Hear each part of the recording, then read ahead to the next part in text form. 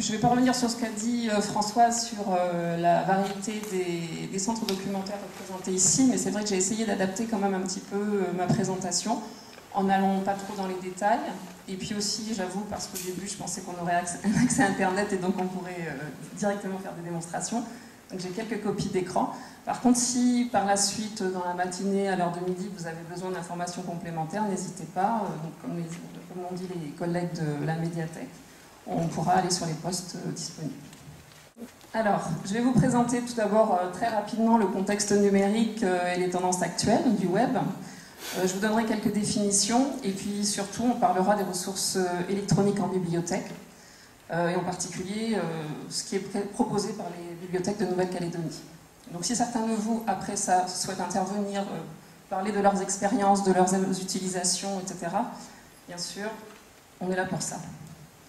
Donc c'est pas un exposé exhaustif, hein. On est bien d'accord.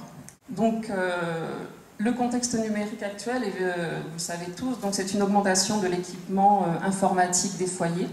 Donc selon une étude du CREDOC, c'est 78% des foyers en 2011 qui sont équipés en informatique, et nombre de ces foyers sont même suréquipés dans le sens où il y a plusieurs ordinateurs, plusieurs iPods, plusieurs iPads, etc. L'accès à Internet à domicile est aussi évidemment très important, 75% en 2011, et les utilisateurs se connectent de façon quotidienne. Ce qui est important de constater, c'est la concurrence d'Internet par rapport aux bibliothèques, enfin aux centres documentaires en général. Donc pour la recherche d'informations, un utilisateur lambda aura tendance à utiliser plutôt Internet, plutôt que d'aller en bibliothèque. Pareil pour l'aide aux devoirs. Donc 26% vont sur Internet, 7% en bibliothèque pour la recherche d'informations, 49% pour l'aide aux devoirs, c'est important. Dans le cadre des pratiques culturelles, elles sont effectivement en mutation aussi, avec l'écoute de musique en continu ou pour regarder des vidéos. Et de plus en plus de personnes lisent aussi les livres numériques. Donc bien sûr, c'est une étude à l'échelle de la France métropolitaine, je précise, mais bon, ce sont des tendances qu'on retrouve et qu'on va retrouver dans les prochaines années. Et puis bien sûr, l'importance aussi des réseaux sociaux, vous le savez très bien. Donc les tendances du web. Donc le web qui était à l'origine assez statique est devenu très interactif et maintenant participatif avec les blogs, les wikis, les flux RSS. Et puis on observe une prépondérance du web social, donc un fort effet communautaire. Bien sûr les interfaces sont plus ergonomiques, donc plus faciles, plus accessibles. Et puis on fait tout sur Internet maintenant, donc enfin tout, je mets bien entre guillemets. Disons de plus en plus de choses se font sur Internet, qui proposent des logiciels open source, des formations à distance, etc.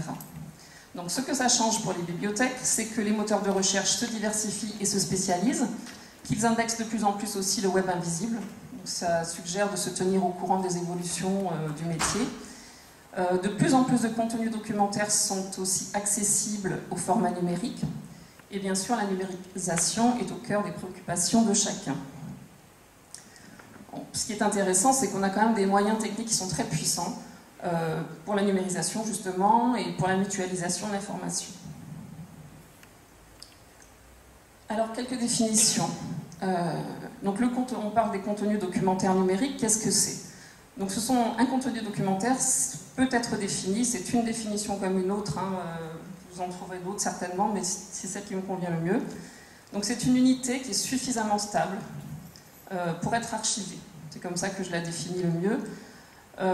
Ce qui est important de dire, c'est que chaque nouvelle version d'un contenu documentaire constitue un nouveau contenu documentaire.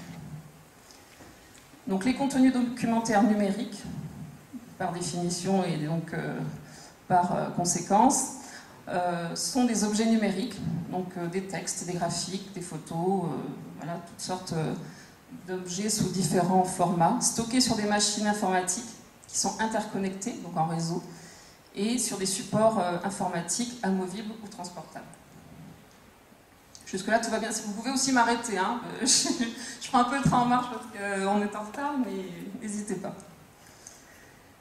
Alors, pour repérer ces contenus documentaires numériques, donc on peut le faire de différentes manières, via des moteurs de recherche que vous connaissez, Pas tous, mais voilà, tout le monde utilise un moteur de recherche via des catalogues et des bases de données en ligne, des portails ou des répertoires.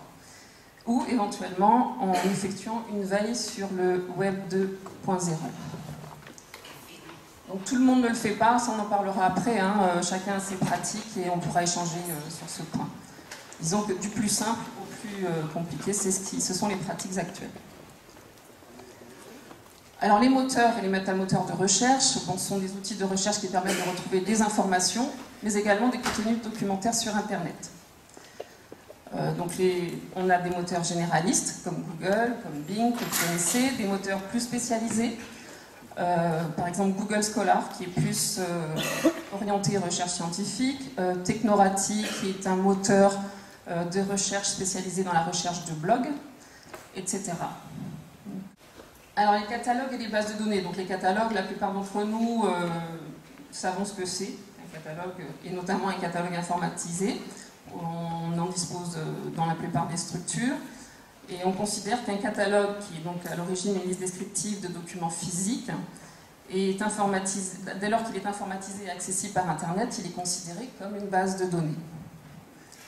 Et une base de données se définit comme un ensemble structuré et organisé qui permet de stocker une grande quantité d'informations afin d'en permettre l'exploitation, donc l'ajout de références, les mises à jour ou le repérage donc par Internet.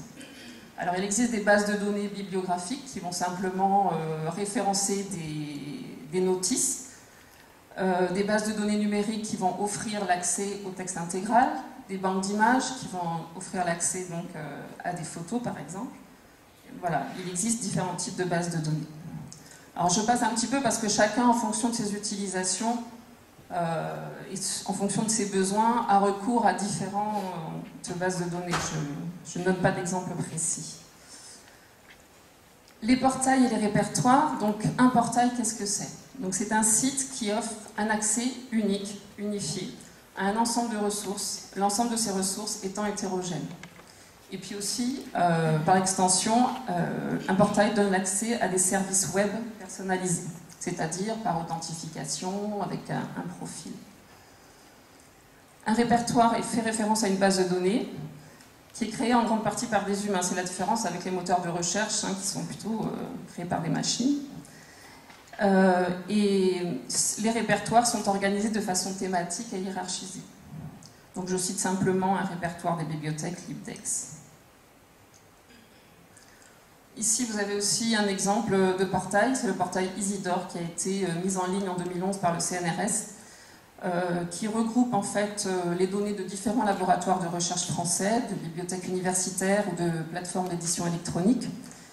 Et donc Isidore, en fait, regroupe 850 sources de données, vraiment diverses, donc des thèses, des sites web, des blogs, des carnets de recherche, voilà. Toutes ces données, bien sûr, sont hétérogènes. Donc c'est un exemple, il y en a d'autres. Alors les contenus documentaires, si on veut essayer de faire une petite typologie, donc ce sont les bases de données, je reviens juste sur les principales. Donc bases de données, revues en ligne, des thèses en ligne aussi qui peuvent intéresser la plupart d'entre nous, des bibliothèques numériques qui sont en cours de développement, les livres numériques qui sont de plus en plus prisés, et puis une spécificité de la documentation scientifique des archives ouvertes. Et puis je vous donnerai quelques exemples de ce qui se fait déjà en Nouvelle-Calédonie. Donc des exemples de bases de données, c'est pareil, ce sont vraiment des exemples. Donc des bases de données qui sont gratuites ou d'autres qui sont payantes. Donc DADI, c'est un répertoire de bases de données gratuites qui est mis en ligne par l'URFIS de Lyon, je crois. Oui, c'est ça. L'INIST, qui est l'Institut de l'information scientifique et technique, propose plusieurs bases de données thématiques comme Pascal et Francis, donc en sciences humaines ou en sciences exactes. Et puis, bien, dans vos domaines respectifs, vous trouverez aussi, bien sûr, des bases de données qui vous concernent. Des revues électroniques. Alors, la plupart d'entre vous exercent, je crois, en bibliothèque publique. Ce sont peut-être des pratiques qui sont encore assez loin de votre quotidien. Mais donc, je vous présente les revues électroniques qui, par contre, dans le domaine universitaire et de la recherche, sont très très importantes. Donc les revues électroniques sont la version numérique d'une revue imprimée, donc elles peuvent exister sous deux formes, soit imprimées, soit numériques, ou elles peuvent n'exister qu'en version électronique. Elles sont regroupées, donc par souci de facilité, dans des bouquets ou des portails de revues. Je vous détaillerai après. Donc, selon soit un critère thématique, on peut avoir des bouquets de revues sur les sciences humaines et sociales, par exemple, ou selon un critère éditorial. C'est-à-dire qu'un éditeur comme Elsevier, par exemple, qui est un gros éditeur scientifique, réunit dans un bouquet qui s'appelle Sciences Directes environ 2500 titres de revues électroniques scientifiques. C'est le plus gros. Donc ces différents sites de revues électroniques permettent un accès au texte intégral, donc des articles parus dans les revues, et proposent différents services de consultation et de recherche. Donc ils permettent notamment de personnaliser la recherche en se créant des profils. Donc quelqu'un qui est spécialiste dans un domaine quelconque, par exemple un climatologue, pourra créer un profil avec des mots-clés en relation avec son domaine de recherche et recevoir de façon périodique les articles qui paraissent dans son domaine, par exemple. Donc avec des paniers, une veille et une personnalisation. Alors bien sûr, vous me direz, là je vous parle d'Elsevier, hein, c'est donc un éditeur qui publie environ 2500 titres de revues, il y en a d'autres qui en sont à 1800 titres, etc. Donc quand on est abonné à plusieurs bouquets de revues, comment est-ce que l'on s'en sort? Eh bien, il y a des outils, par exemple A to Z, Atos pour ceux qui veulent, qui est développé par EBSCO, qui est aussi une centrale d'abonnement que vous connaissez, par laquelle vous passez certainement pour vos abonnements de revues imprimées. Donc a développé un outil qui s'appelle A to Z, qui permet de regrouper et d'interroger à la fois sur tous les bouquets de revues commerciaux gratuits que l'on souhaite intégrer. Donc je vous ai mis un exemple là, c'est donc un outil qui est disponible à l'IRD. En interrogeant donc sur un mot-clé quelconque, on voit apparaître des titres de revues. Je n'ai pas de pointeur, c'est pas grave. Donc ici, vous avez plusieurs titres de revues qui sont issus de bases différentes. Donc là, par exemple, on a une indication disant que c'est une revue en libre accès, donc non payante. Ici, il y a par exemple une autre source qui est un livre, donc, qui est en accès payant sur un site d'éditeur.